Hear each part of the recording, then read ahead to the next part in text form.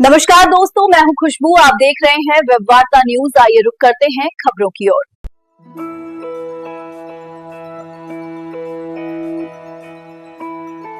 वित्त मंत्री निर्मला सीतारमण ने देश का 9वां बजट पेश कर दिया है।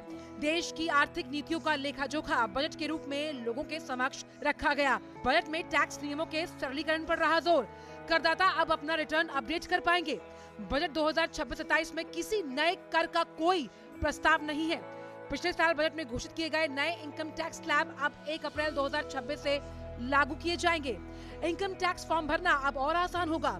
छोटे करदाता अपना सेल्फ असेसमेंट खुद कर पाएंगे। टैक्स को लेकर वित्त मंत्री ने इस बार के बजट में टीसीएस और टीडीएस नियमों को सरल बनाया है। विदेश यात्रा करना अब और सस्ता होगा क्योंकि इस बार के बजट में विदेश यात्रा पर टीडीएस को घटाया गया। आम आदमी को राहत देते हुए वित्त मंत्री ने घोषणा की कि मोटर एक्सीडेंट क्लेम पर कोई ब्याज नहीं देना होगा। वहीं आईटी सेक्टर को देश का ग्रोथ इंजन बनाने के लिए सेफ हार्बर रूल की सीमा 300 करोड़ से बढ़ाकर 2000 करोड़ रुपए कर दी गई।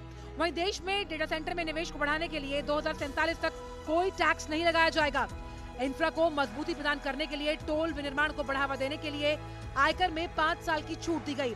वित्त मंत्री ने वायदा कारोबार में सिक्योरिटी ट्रांजैक्शन टैक्स में वृद्धि का ऐलान किया। वहीं समुद्री चमड़ा और वस्त्र उत्पादों के निर्यात संवर्धन पर सरकार का फोकस इस बार के बजट में दिखाई दिया। निवेश को बूस्टर डोज देने के लिए power, cement, steel, refinery, chemical sectors के लिए 20,000 करोड़ की प्रोत्साहन योजना का ऐलान किया गया। वहीं शुल्क मुक्त आयात की सीमा को 1% से बढ़ाकर 3% किया गया।